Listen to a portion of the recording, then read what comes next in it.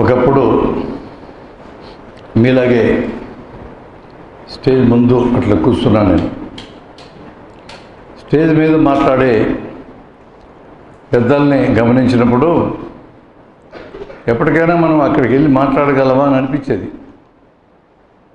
వీళ్ళు కొంతమందికైనా అనిపించడం లేదు అట్లా.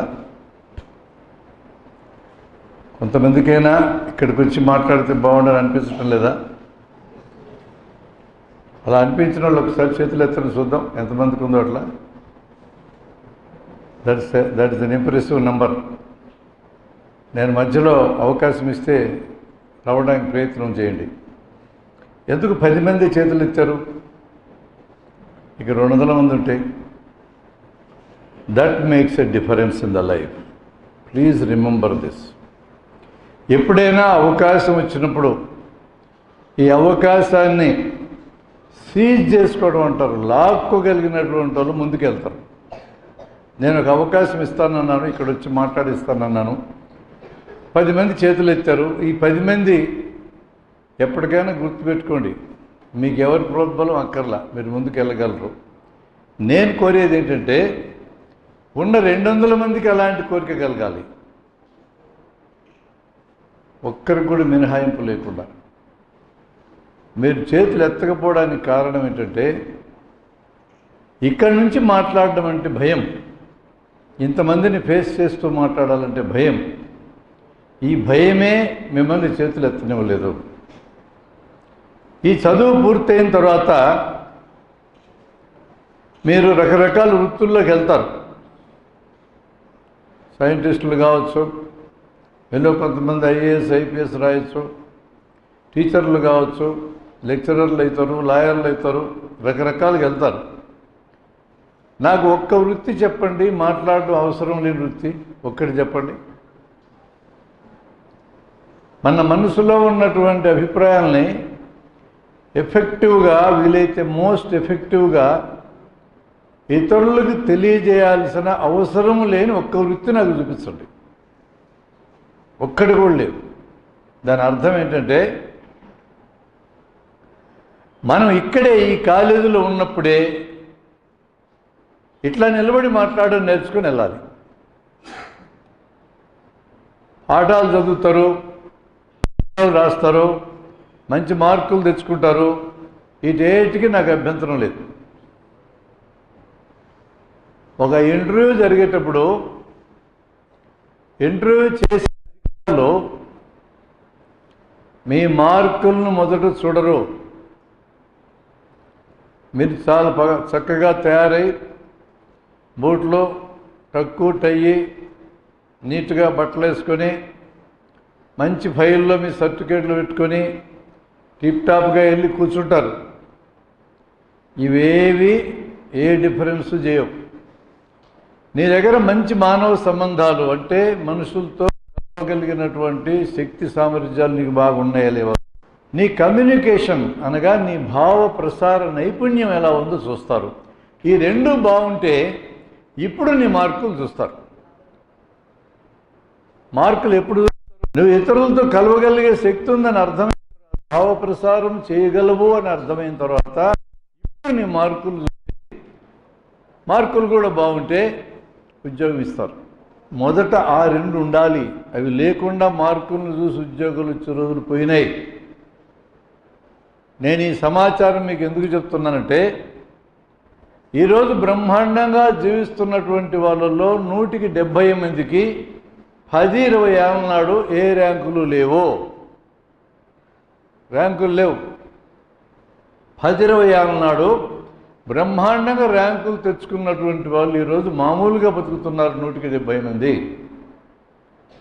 బ్రహ్మాండంగా బతకడానికి ర్యాంకులకి మార్కులకి ఉన్న సంబంధం 30% మాత్రమే, మిగతా 70కి సంబంధమే లేదు. దీని అర్థం మీరు మార్కులు తెచ్చుకోవద్దని నేను చెప్తున్నానని అర్థం చేసుకోవద్దు. అది అడిషనల్ పాయింట్ మాత్రమే, అసలు పాయింట్ ఇది కాదు.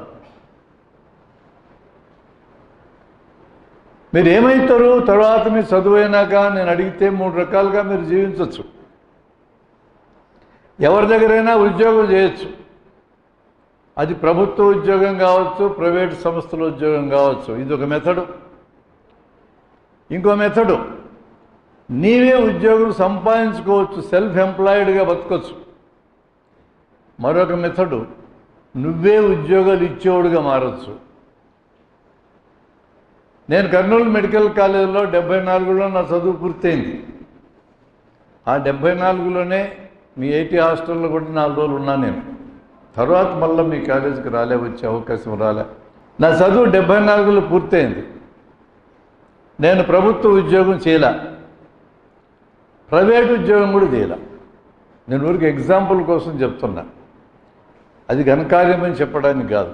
ఒక 3 సంవత్సరాలు నెల్లూరులో ఆపరేషన్లు, వైద్యము, ఒక సొసైటీ హాస్పిటల్లో, ఒక ఫైలాంథ్రఫిక్ ఇన్స్టిట్యూట్లో 3 ఏళ్ళు పనిచేసి బేసిక్స్ నేర్చుకున్నా. ఆ తరువాత నేనే స్వయంగా ఒంగోలులో హాస్పిటల్ పెట్టాను. నన్ను అడిగారు అక్కడ హాస్పిటల్లో, నువ్వేం చేస్తావు? మా దగ్గర 3 ఏళ్ళు ట్రైనింగ్ అయినాక మా హాస్పిటల్లోనే పర్మనెంట్గా ఉంటావని అడిగారు అక్కడ ఉండే సీనియర్ డాక్టర్లు. నేను ఉండనని చెప్పాను. సరే ఏం చేస్తావు అన్నారు. నేను మీలాంటి హాస్పిటల్ పెట్టి నేను మీరు ఇచ్చినట్టే ట్రైనింగ్ ఇస్తానన్నాను. అండ్ యూ రిమెంబర్, ఆ హాస్పిటల్ తర్వాత ఈరోజు మన 2 రాష్ట్రాల్లో ట్రైనింగ్ ఇచ్చిన ఇన్స్టిట్యూట్ నాది. 400 పైన డాక్టర్లుగా నేను శిక్షణ ఇచ్చా. ప్రతి ఒక్కరికి కాన్ఫిడెన్స్ ఇన్స్టిల్ చేసి వాళ్ళ తలల్లో కాన్ఫిడెన్స్ నింపి పోయి ప్రాక్టీస్ పెట్టుకోవడం చెప్పా. 400 మంది బాగా బతుకుతున్నారు. నేను స్టార్ట్ అయింది సెల్ఫ్ ఎంప్లాయిడ్గా స్టార్ట్ అయ్యా.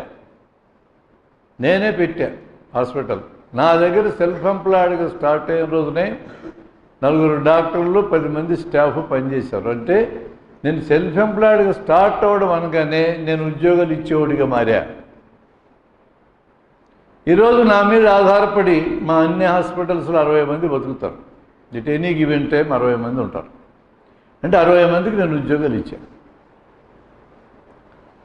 అంటే తేడా చూపిస్తా మీకు. ఉద్యోగం చేసే వ్యక్తికి ఇచ్చే వ్యక్తికి తేడా ఏంటంటే, ఉద్యోగం చేసే వ్యక్తికి ఉద్యోగం ఇచ్చే వ్యక్తి జీతం ఇస్తాడు. జీతం ఎవరో ఇవ్వాలి, సెలవులు ఎవరో ఇవ్వాలి. ఆ వ్యక్తికి నచ్చకపోతే ఉద్యోగం నుంచి తీసేయగలరు, ఎంప్లాయీని తీసేయగలరు. అటు తీసేయడం సులభం కాదు కాబట్టి ఎక్కువ మంది గవర్నమెంట్ ఉద్యోగం కావాలని కోరుకుంటున్నారు. ఒకసారి ఇస్తే తీసేయడం మహా కష్టం. అది పని చేసినా పని చేయకపోయినా వాళ్ళు తీసేయలేరు. ప్రైవేట్ ఉద్యోగం అయితే ఎలాగేయగలరు, తీసేయగలరు. ఉద్యోగం ఇచ్చేటటువంటి పరిస్థితి, అతని పరిస్థితి ఏంటి? అతనికి ఆదాయం అతనే సృష్టించుకుంటాడు, అతని సెలవులు అతనే ఇచ్చుకుంటాడు, అతని జీతాలు అతనే ఇచ్చుకుంటాడు. ఎవడి మీద ఆధారపడ్డ అతను.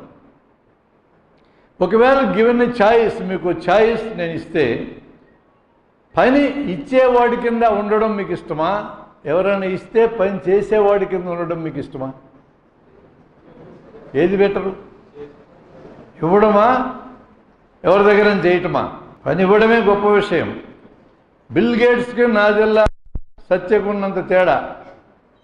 నాదెల్ల సత్య మైక్రోసాఫ్ట్ CEO 3 కోట్ల జీతం నెలకి. 3 కోట్ల జీతమైనా బిల్ గేట్స్ ఇవ్వాలా. మైక్రోసాఫ్ట్ CEOగా ఆ బాధ్యతలను అతను సక్రమంగా నిర్వర్తించలేదని బిల్ గేట్స్కి అనిపిస్తే, నిజంగా నిర్వర్తించి ఉండొచ్చు, ఉండకపోవచ్చు, కానీ అతనికి అనిపిస్తే ఇతను బెరికేయగలడు. ఎవరెవరి మీద ఆధారపడి ఉన్నారు? బిల్ గేట్స్ మీద ఆధారపడి నాదెల్ల సత్యం ఉన్నాడా? సత్యం మీద ఆధారపడి బిల్ గేట్స్ ఉన్నాడా? నాదెల్ల సత్యం లేకపోతే ఇంకా పెట్టుకుంటాడు, లేకపోతే ఇంకెల్లైనా పెట్టుకుంటాడు. బిల్ గేట్స్ అక్కడే ఉంటాడు ఆ సంస్థ ఉన్నంతకాలం. ఎంత అలివిగాకుండా సంపాదించిందంటే మైక్రోసాఫ్ట్ తన మొత్తము ఆస్తులలో, ఆదాయాలలో 180 వంతులు చారిటీకి ఇచ్చేసిన కూడా లక్షలు ఇంకా మిగిలింది. ఏం చేసుకోరు అర్థమైందన్నది సంపాదించగలిగినాడు ఆయన. He dictates all that monies. ఆ డబ్బు మొత్తాన్ని అతను డిక్టేట్ చేస్తాడు. అది ఉద్యోగం ఇవ్వడం అంటే. కానీ మన తల్లిదండ్రులు ఏం ఆలోచిస్తున్నారు? మనకేం చెప్తా ఉన్నారు? రెగ్యులర్గా బడికి పో, గుడ్, మంచి మార్కులు తెచ్చుకో, మంచి ర్యాంకులు తెచ్చుకో, నీ క్లాసులో నువ్వే ఫస్ట్ ఉండాలి. క్లాసుకు 40 మంది ఉంటారు, 40 మందికి ఫస్ట్ వస్తుందా? కానీ 40 మంది తల్లిదండ్రులు నీకే రావాలని అడుగుతున్నారు. టెన్షన్ పెట్టున్నారు పిల్లలకి.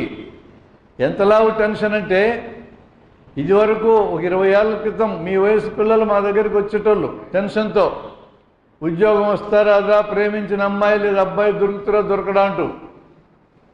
ఇప్పుడు మీ వయసు మా దగ్గరికి వస్తుండేది, ఇంత వయసు ఇంత పిల్లలు వస్తున్నారు. అమ్మో గుండె నొప్పి అంటాడు, అమ్మో కడుపు నొప్పి అంటాడు, అమ్మో తలనొప్పి అంటాడు. ఎంత ఎతికినా ఒక రోగం కనపడదు. మాకు ఎతకాల్సిన అవసరమే లేదు మా డాక్టర్లకి.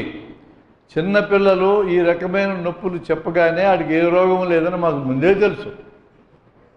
కానీ ఏ రోగం లేదని మేము చెప్తామా మా డాక్టర్లమే?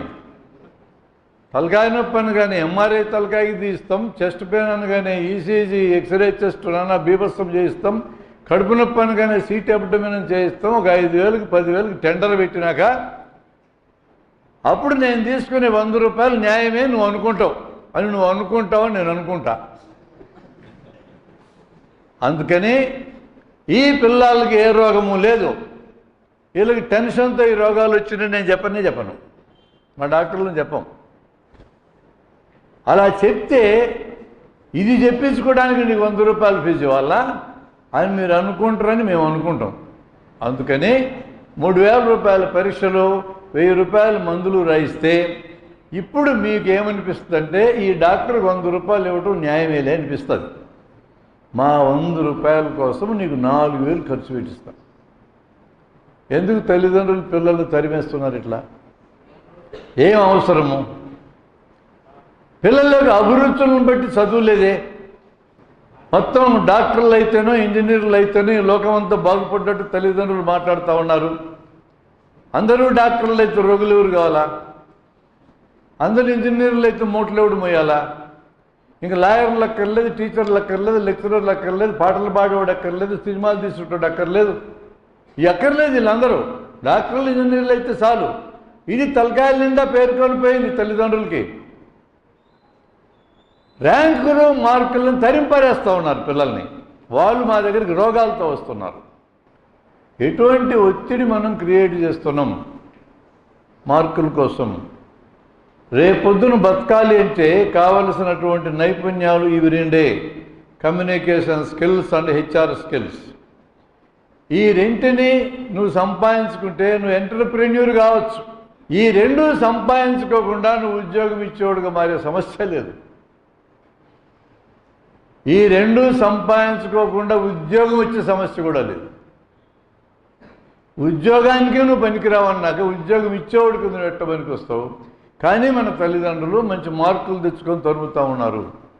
ఇంత టెన్షన్ పెట్టాల్సిన అవసరం లేదు. చాలా సింపుల్గా ఇది ప్రాక్టీస్ చేయొచ్చు మన క్లాస్ రూమ్లోనే. 5 నిమిషాలు పిల్లలతో మాట్లాడనిస్తే చాలు, సంవత్సరం ఆఖరికి వాళ్ళు మాట్లాడే వాళ్ళ కింద మారుతారు. పిల్లల్ని నమ్ముదాం. పిల్లలు చెడిపోయినారనేది అబద్ధం. ప్రతి తరంలో కూడా మనకంటే ముందున్న తరమో ఆ వెనుకున్న వాళ్ళని చెడిపోతుంటారు. మమ్మల్ని మా తల్లిదండ్రులు అట్టే అన్నారు, మా తల్లిదండ్రులు మా తాతలు ఇట్టే అన్నారు, మేము మా పిల్లల్ని ఇట్టే అంటున్నాం, వాళ్ళ పిల్లల్ని ఇట్టే అంటారు. చెడిపోవడం కాదు. అసలు మేము మా చిన్నతనం వాళ్ళు అసలు కంప్యూటర్ తెలియదు, మొబైల్ ఫోన్ తెలియదు. ఇప్పుడు 3 ఏళ్ళ పిల్ల చేతికి ఇస్తే మొబైల్ని చక నొక్కేసి చెప్తుంది. మాకు కూడా చేత కాదు. అది ఎదగడం అంటారా, వెనక్కిపోవడం అంటారా? మొబైల్ ఫోన్ వాడుకోవడం చేత కాకపోతే వేరే ఇష్యూ.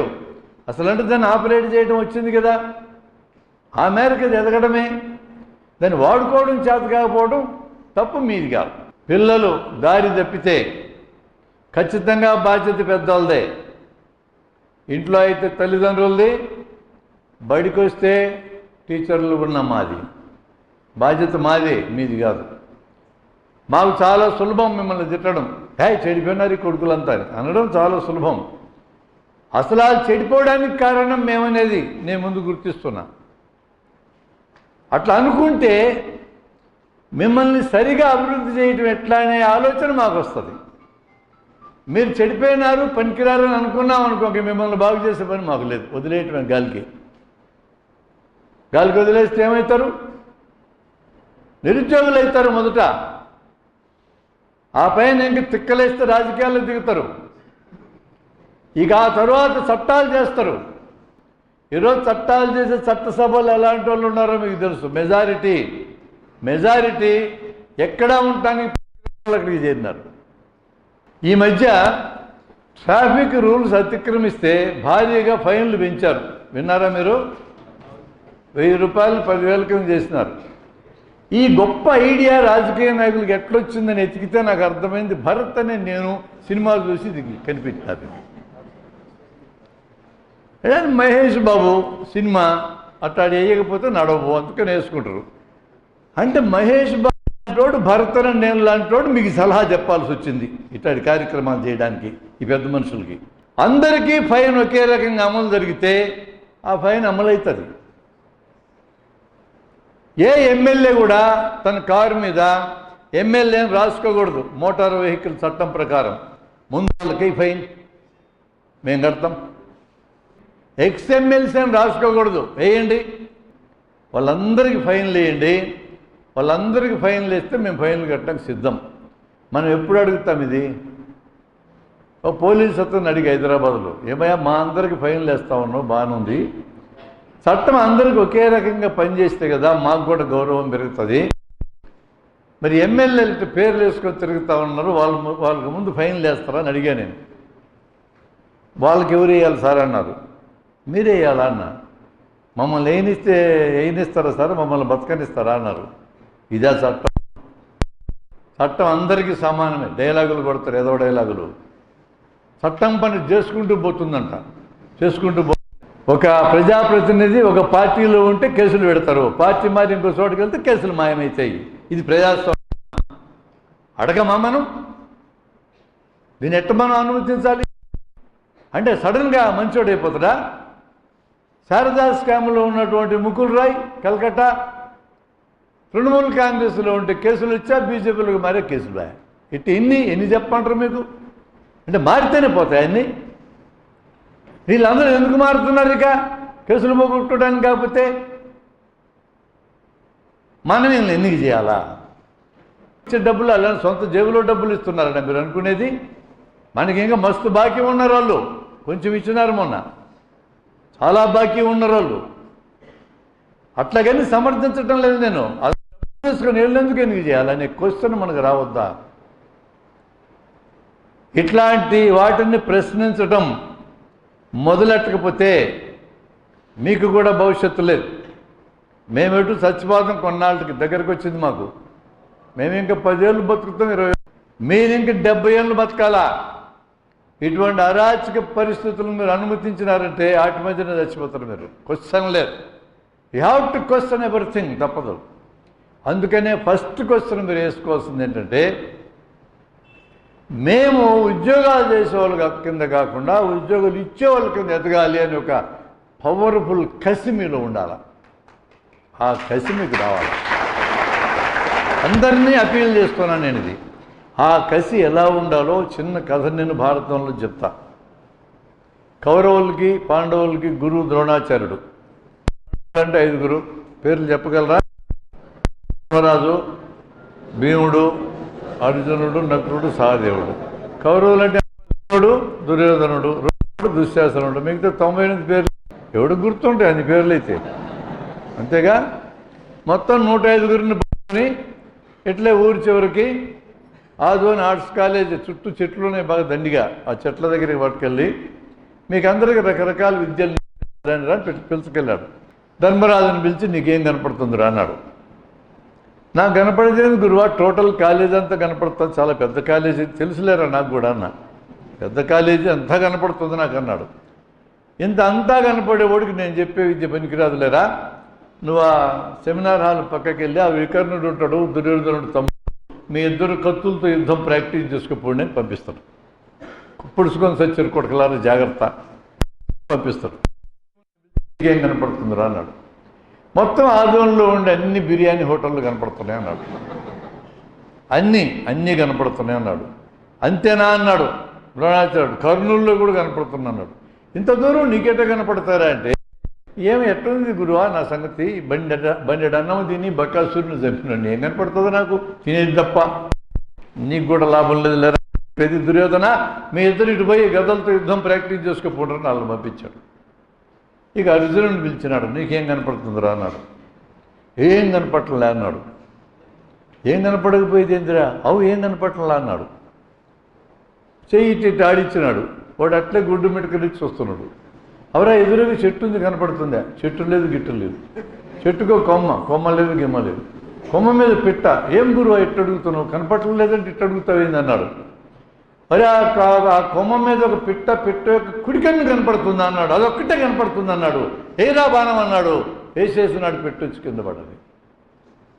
వాడికి ఆ పిట్ట యొక్క కుడికన్ను ఒక్కటే కనపడతా ఉంది, బాణం వేయగలిగినాడు. అది కాన్సన్ట్రేషన్ అంటే. ఇప్పుడు మీకు కనపడాల్సింది ఏం సాధించాలా జీవితంలో, అదొక్కటే కనపడాలా.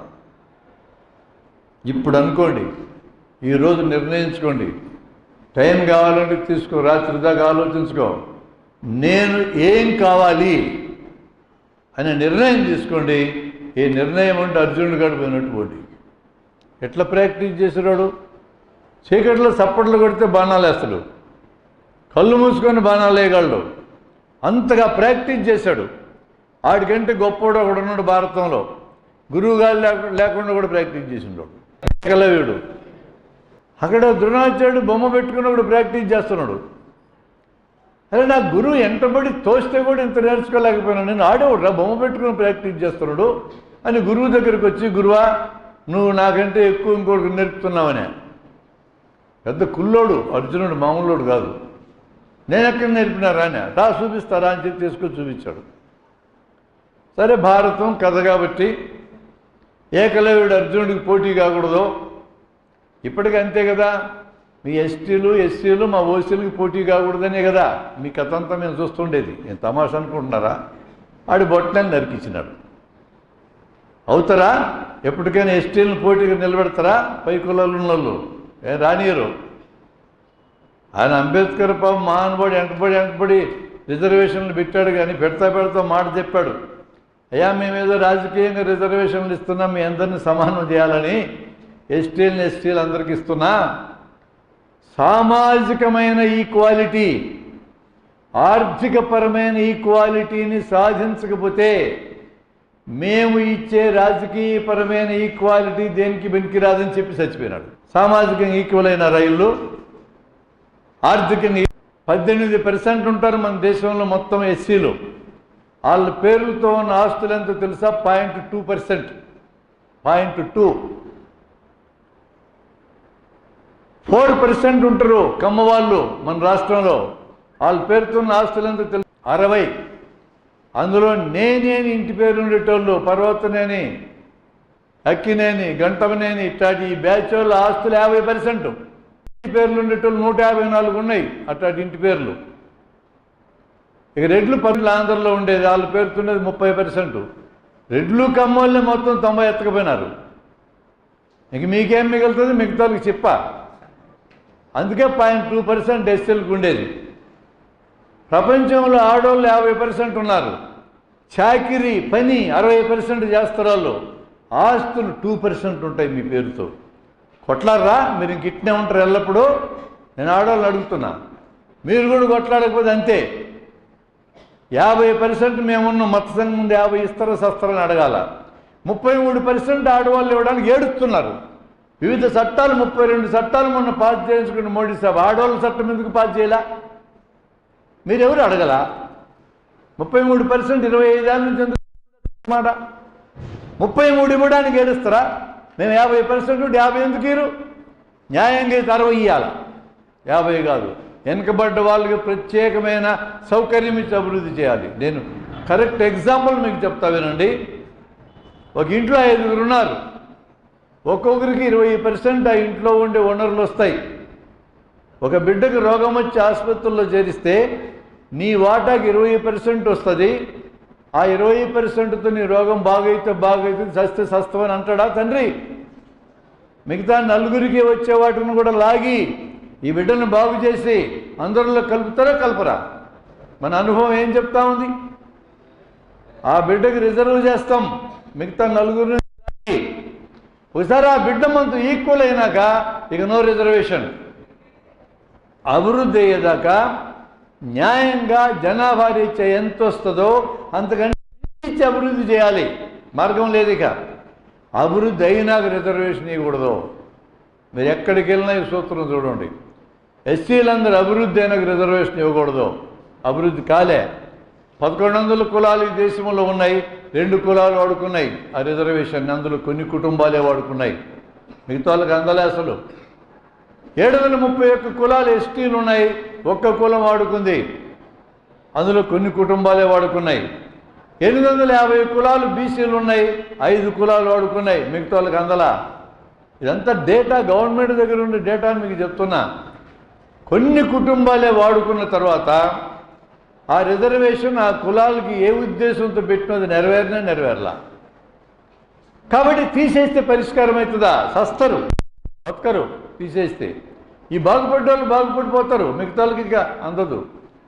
అట్లాగే మహిళలకు కూడా కనీసం జనాభా ప్రకారం లెక్కేసిన 50% ఇవ్వాలా, న్యాయంగా అయితే 60 ఇచ్చి అభివృద్ధి చేయాలా.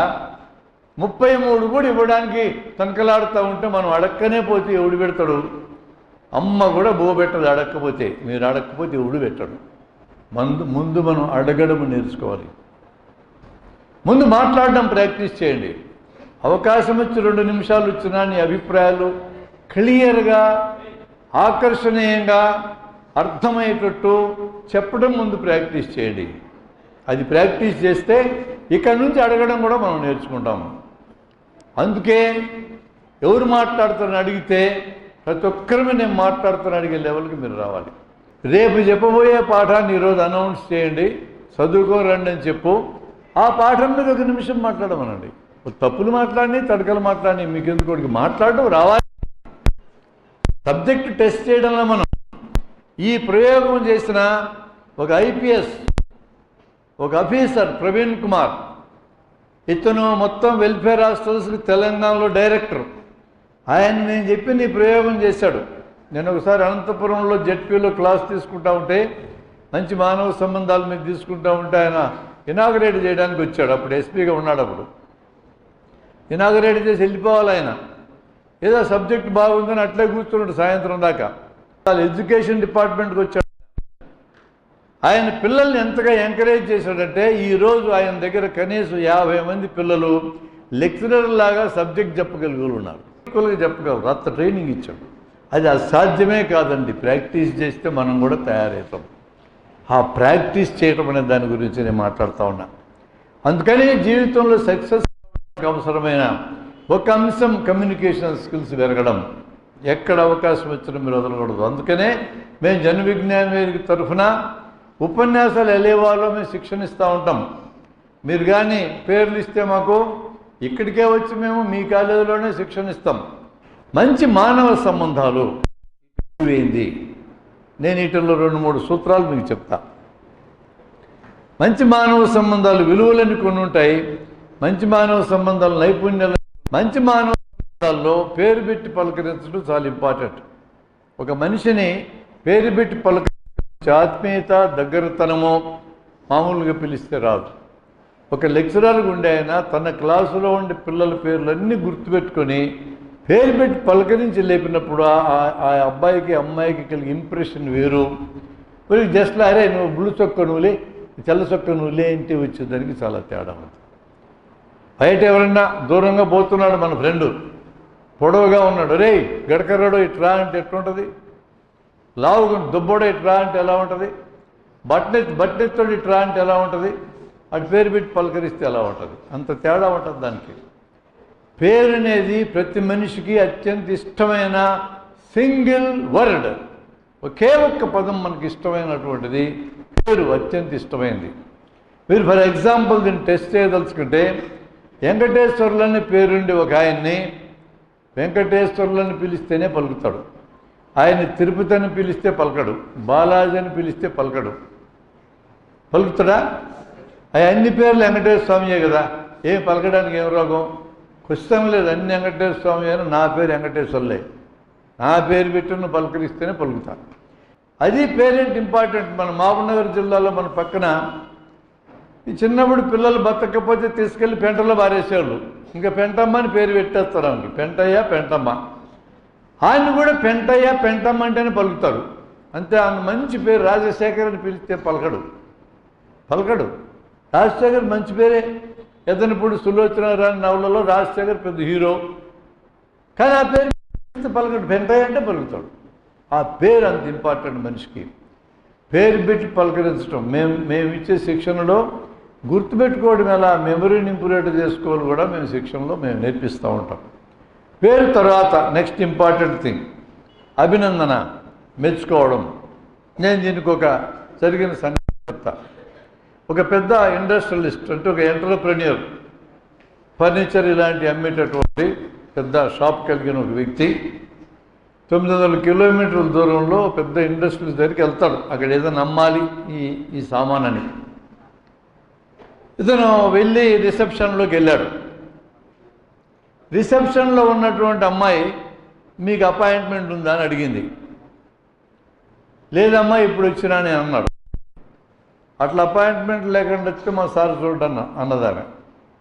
మరి నేను ఎలా చేయాలా, 900 కిలోమీటర్ల నుంచి వచ్చానే అని అన్నాడు. ఎంత దూరం నుంచి వచ్చినా నాకు అనవసరం అండి, అదే అపాయింట్మెంట్ ఉంటే లోపలికి పంపించటం. సరే అమ్మ ఒక పని చేయి, లేను అర్థమైపోయింది, మళ్ళీ 900 కిలోమీటర్లు కాలు ఈడ్చుకుంటూ పోవాల్సిందే. ఒక్క వాక్యం పెద్ద సార్తో మాట్లాడతా, ఫోన్ కలపండి, ఒక్క మాటే మాట్లాడి వెళ్ళిపోతా అని అన్నాడు. ఆ అమ్మాయి రిసెప్షన్లో ఉన్న అమ్మాయి కూడా ఒక్క మాటే మాట్లాడతలే, పోనీలు అబ్బాయి ఎంత దూరం నుంచి వచ్చినారు వదిలేద్దాంలేని ఫోన్ కలిపి ఈయన చేతికి ఇచ్చింది ఆమె. ఈయన ఎత్తుకోడు ఎట్లా మాట్లాడండి జాగ్రత్తగా వినండి. సార్ నేను ఎవరో మీకు తెలియదు అన్నాడు. ఆ లోపల ఉన్నాడు. తెలియకపోతే ఫోన్ ఎందుకు చేసిన, పెట్టా నేను చాలా బిజీగా ఉన్న, పెట్టాయి అని అన్నాడు. ఒక్క మాట చెప్దామని ఫోన్ చేసిన, సార్ చెప్పు ఒక్క మాట తొందరగా చెప్పు. ఆయన బిజీ పర్సన్, వేల కోట్ల వ్యాపారం చేస్తూ ఉంటాడు. నేను మీ ఆఫీస్కి వచ్చి రిసెప్షన్ ఏరియా అంతా చూసిన సార్, నేను అద్భుతమైన రిసెప్షన్ ఏరియా, మెచ్చుకుంటున్నాడు గమనించండి. ఇంత గొప్పగా రిసెప్షన్ ఏరియా ఉన్న ఆఫీస్ ఇంతవరకు నేను చూడలేదు సార్ అన్నాడు. నువ్వు రిసెప్షన్ ఏరియాలో ఉన్నావా, ఆఫీస్ అంతా చూడలేదా అన్నాడు ఆ లోపల ఉన్నాడు.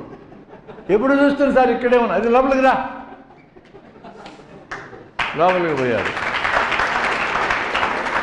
ఒక గంట మొత్తం ఆఫీస్ 5 అంతస్తులు తిప్పి చూపించాడు.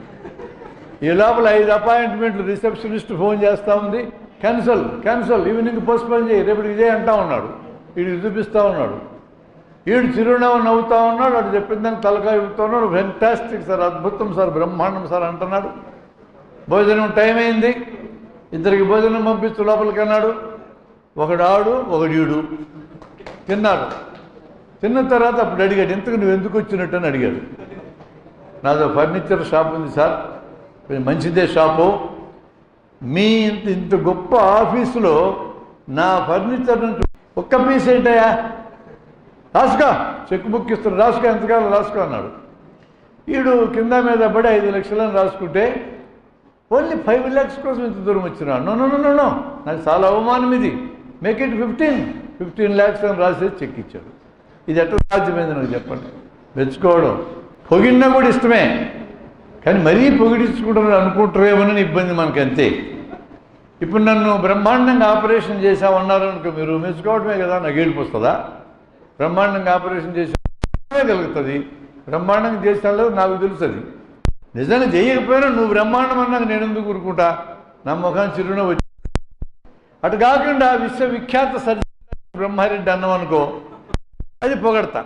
మరీ అనిపిస్తుంది కాబట్టి మనకి ఇష్టం ఉండదు, కానీ పొగడతైనా మనిషికి ఇష్టమే, అభినందన ఇష్టమే. ఓ చిన్న తప్పు జరిగిన పసిపిల్లల్ని భుజం తట్టి, రే బాగా చేసినవరా, ఇంకొంచెం జాగ్రత్తగా చేయంటాడు, ఇంకా సాల్వ్ చేస్తాడు. ఒక బాల్ తెచ్చి నీ కాళ్ళ దగ్గర పడేస్తాడు. పిల్లల్ని పెంచిన వాళ్ళు ఉన్నారుగా, ముందు కూర్చున్న వాళ్ళు ఏమనాలా, బ్రహ్మాండంగా బాల్ వేసినావు కదరా అనాలా. వాడు మళ్ళీ తెచ్చేస్తాడు. అటు 4 ఇసుకుబుట్టి ఇంకో ఆటలోకి వెళ్తాడు. అంతే పిల్లోళ్ళు. వాడు ఒకసారి బాల్ వేయగానే వేసినలే బాలు చిక్కన కొడక అన్నావు అనుకో అయిపోయింది. ఓ పిల్లవాడిని మీలాంటి పిల్లవాడిని ఒక టీచరు సూర్యుడు బొమ్మ వేయరా అన్నాడు బోర్డు మీద. చాక్ పీస్ తీసుకెళ్ళి సుక్కబెట్టి వచ్చినాడు. ఈయన తిడితే ఎట్లుంటుంది, మెచ్చుకుంటే ఎట్లుంటుంది రెండు చెప్తాను నేను. అరే బ్రహ్మాండంగా వేశాడు సూర్యుడు బొమ్మ అన్నాడు, సుక్క పెట్టాడు. ఈయన పోయి ఏం చేశాడు, ఆ సుక్కని టిట్టు తిప్పి పెద్ద చేశాడు. చేసి దానికి ఇట్టి కిరణాలు కొట్టాడు, చుట్టూ బాక్స్ వేశాడు, కింద ఆడి పేరు రాశాడు. వాడేసింది చుక్కే, దాని టీచర్ డెవలప్ చేశాడు, ఇదంతా ఆడి పేరుతో డెవలప్ చేశాడు. వాడిని ఆ విధంగా మెచ్చుకు అతను ఆంధ్రలో అతిపెద్ద ఆర్టిస్ట్ అయినాడు. ఆయన పేరే బాపు. బాపుని లేపేయాలంటే మార్గం చెప్తా. సుక్క పెట్టగానే కొడక సుక్క పెట్టి సూర్యుడు బొమ్మంటావురా అని అనడానికి అయిపోయింది. బాపు క్లోజ్. ఈ అందరి పిల్లల్లో నేను కాన్ఫిడెంట్గా చెప్తున్నా, ఈ భూమి మీద పుట్టిన ఒక్క వ్యక్తి కూడా వేస్ట్ మనిషి ఉండడు. ప్రతి ఒక్కరిలో ఏ నిబిడీకృతమైన అంతర్గతమైన గొప్ప శక్తి ఉంటుంది. దాన్ని బయటికి లాగగలిగితే వాళ్ళు ఎంత గొప్ప వాళ్ళు అవుతారు. ఒక్కసారి భుజం తట్టండి చాలు, మీరేం చేయక్కర్లేదు, వాళ్ళే చదువుకుంటారు. నువ్వు బాగా చదవగలవానండి. ఒక లెక్కల మాస్టర్ని కలిసా నేను, బోర్డు మీద లెక్కలేడైనా. నువ్వు పెద్ద లెక్కల మాస్టర్ పెట్టాయి నువ్వు ఆయన. నేను ఆయన ఒక మాట అన్నాడు నాతో, బోర్డు మీద లెక్కలు నేను సార్ అన్నాడు. అదేం సార్ బోర్డు మీద లెక్కలేడు చెప్తావన్నా. లెక్కలు వేయాల్సింది పిల్లలు కదా సార్. నాకు కొత్తగా వినపడది, నేను ఎందుకు వేయాలి బోర్డు మీద అన్నాడు. గ్రేట్ టీచర్ ఆల్వేస్ ఇన్స్పైర్ చేస్తాడు నిన్ను. నువ్వు పనిచేసేటట్టు చేస్తాడు. తను నోట్స్ రాసిచ్చి నీ చేతికి ఇచ్చే పని కాదు, నిన్నే తయారు చేసుకుంటాడు. చాలామంది కనపడ్డారు. లేకపోతే ఈ స్థాయికి మేము రామస్తులు మా టీచర్ల వల్లనే మేము వచ్చాం, టీచర్ల గొప్పతనం వల్లనే వచ్చాం. ఆ టీచర్లు ఇప్పటికీ మనకి గుర్తే. మీకు ఎంత గొప్పగా మార్కులు వచ్చినా, ఎంత మంచి స్థాయిలో ఇప్పుడు పరీక్షలు పాస్ అయిపోయినా, ఇది అయిపోయినా 6 నెలలకు ఇదే పరీక్ష నేను పెడితే ఒక్క దాంట్లో కూడా మీరు పాస్ కాదు. నాకు డౌట్ ఎందుకు లేదంటే, ఇప్పుడు నాకు ఎంబీబీఎస్ పరీక్షలు ఏది పెట్టినా ఫెయిల్ అవుతా. నేను గోల్డ్ మెడలిస్టుని, ఫస్ట్ క్లాస్ స్టూడెంట్ని. మరి అప్పుడు వచ్చినాయి, ఇప్పుడు రావు. చేయడానికి ఎంత అవసరమో అంత ఉంది, మిగతాది మొత్తం పోయింది. పరీక్షల కోసం చదివినవి పరీక్షలైనాక మర్చిపోతాం. కానీ మీ 3వ తరగతి వయస్సు నుంచి మీ టీచర్లు వాళ్ళు చెప్పిన కథలు కానీ, వాళ్ళు చెప్పిన సంఘటనలు కానీ ఇప్పుడు చెప్పమన్నా మీరు చెప్పగలరు. మన టీచర్లు కూడా చెప్పగలరు. అవన్నీ ఎందుకు గుర్తున్నాయి, ఇవన్నీ ఎందుకు పోయినాయి, ఇదే నా పాయింట్. పరీక్షల కోసం మాత్రమే చదివినవి పరీక్షలైనాక మర్చిపోతాము. జీవితం కోసం నేర్చుకున్నవి జీవితాంతం గుర్తుంటాయి. అది కొంచెం. అందుకనే మనం జీవితం కోసం కొన్ని నేర్చుకోవాలి. మంచి మానవ సంబంధాలు, చిరునవ్వు. ఒకసారి అందరూ చిరునవ్వు నవ్వండి. శబ్దం రాకుండా నవ్వడమే చిరునవ్వు.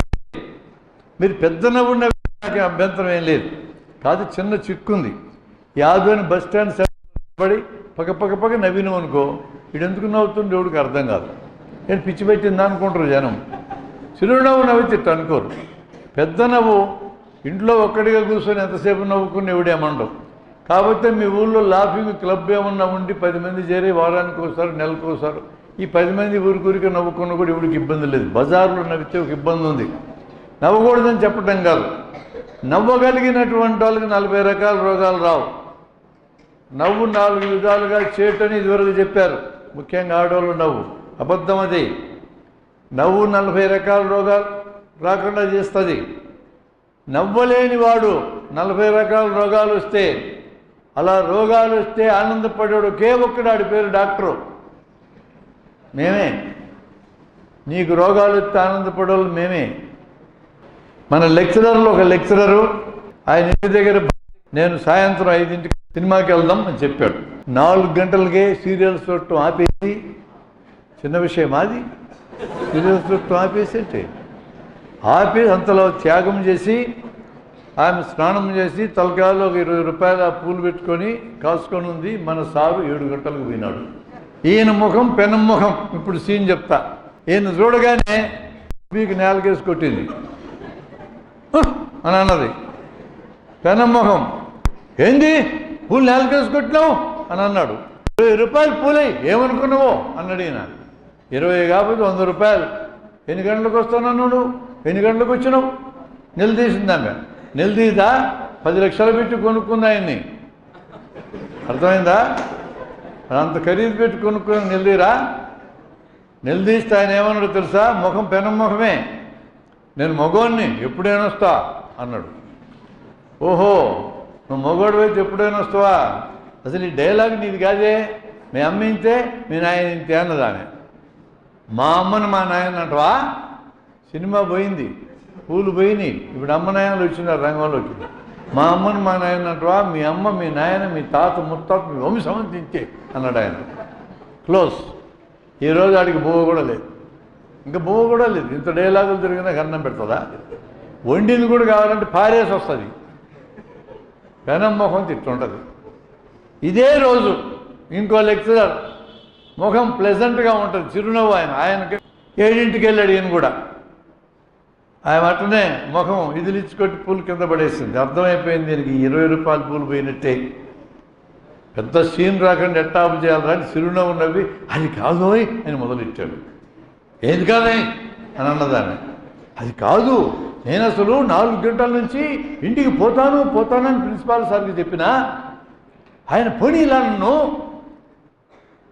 ఏం పని ఉంది అన్నాడు ఆయన. నా భార్యకి మాట ఇచ్చిన సార్ సినిమాకి పోతాను. సినిమాకు పోవడానికి పోవాలి, మాకు మాత్రం భార్యలు లేరా అన్నాడు ఆయన. రేపు ఖచ్చితంగా సెలవు పెట్టి వస్తా నీకోసం, నో డౌట్ సెలవు పెట్టి వస్తా నీకోసమే అని అన్నాక ఆమె కోపం తగ్గిపోయా. రేపు బోధమలే అనుకున్నది. చిరునవ్వుతో మేనేజ్మెంట్. అయ్యా నేను ఈ పాఠం వీళ్ళ కోసం చెప్పడంలా, వీళ్ళందరికీ ఆల్రెడీ ఇదొచ్చు, మీకోసం చెప్తున్నా. పెళ్ళిళ్ళు కావాల్సిన వాళ్ళు, పెళ్లి చూపులు ఆడపిల్లైనా మగపిల్లడైనా చిరునవ్వు ముఖాన్ని ఉంటే పెళ్లి చేసుకోండి.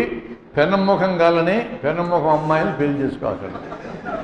డబ్బులు లేకపోయినా బతకొచ్చు, ఉద్యోగం లేదు అడక్కి తినైనా బతకొచ్చు, కానీ ముఖం మీద పెనమున్నట్టు అని మాత్రం భరించలేము. జాగ్రత్త, మీ ఇద్దరికి చెప్తున్నా. మీకోసమే ఈ పాఠం, వీళ్ళ కోసం కాదు. వీళ్ళు ఆల్రెడీ ప్రాక్టీస్ చేస్తున్నారు. ఇల్లు కర్నూలు రైలు ఎక్కా, పోవాలా, గుత్తికి పోవాలా. బాగా రద్దీగా ఉంది. ఎట్లా ఇరుక్కొని ఎక్కినాం. నీకు నిలబడటం ఖాయం తప్పదనుకున్నాం. ఎంత దొంగ రైలు అని నిలబడాల్సి వస్తూ ఉంది. కర్నూలు టు డోన్ అంటే దొంగ రైలే. మేము ఎప్పుడు ఎక్కినా మామూలు రైలు ఎప్పుడు మేము చదువుకున్నంతకాలం ఎక్కనెక్కల. ఆ పెట్టెలు మాయే, ఎవడు రావడానికి లేదు. అటు తిరిగాము మేము అప్పట్లో. ఇప్పుడంటే పెద్దోళ్ళం అయినాం కదా, టికెట్ లేకుండా పోతే ఎవడన్నా పట్టుకుంటే మర్యాద పోద్దని కొనుక్కుంటున్నాను నేను. లేకపోతే నాకు అలవాటు అప్పటి నుంచి ఉండేది. నా పక్కనే ఎక్కినోడు ఒకడు పెనమొహముడు ఉన్నాడు.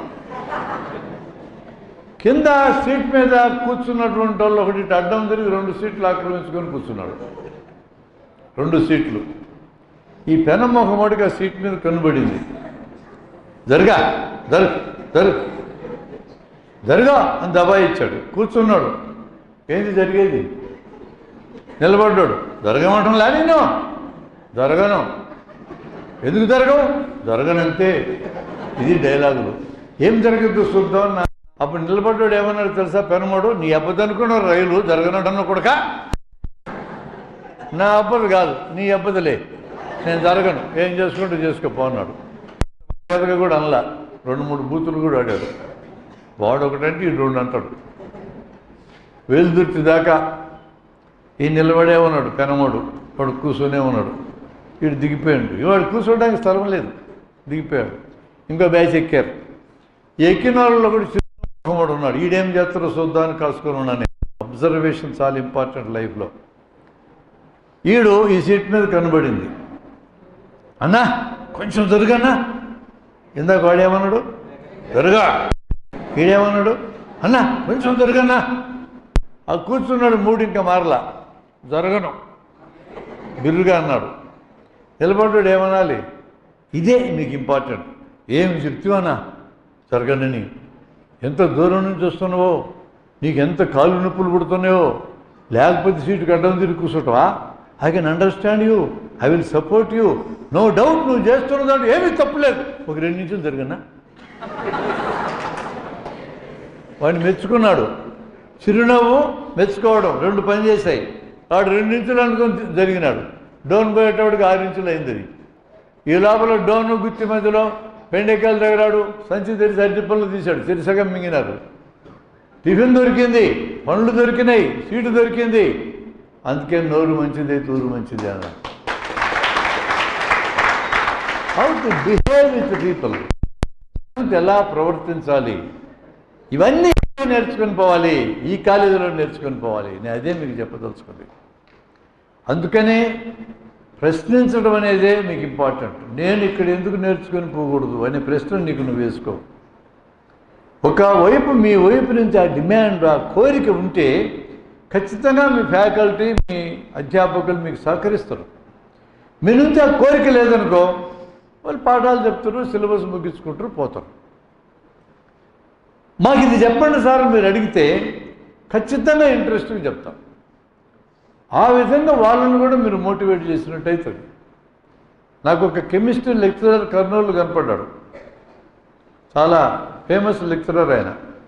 నా కొడుకు చదువు చెప్పినాడు ఆయన.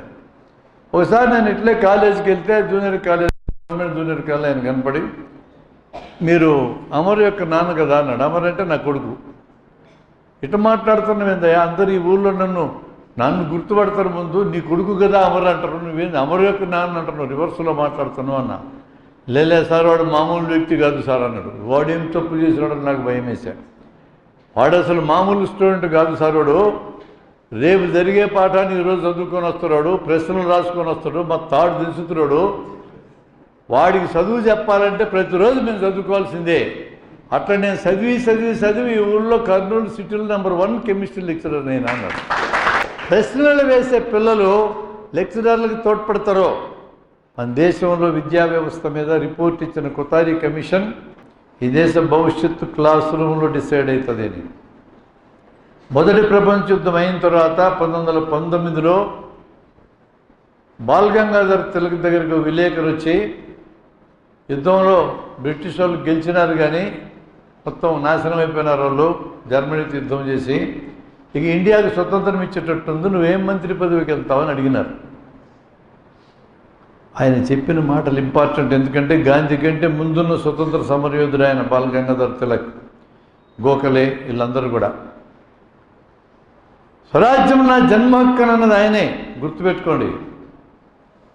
అవి నేనెందుకు మంత్రి పదవి ఎలగబెట్టాలా అన్నాడు.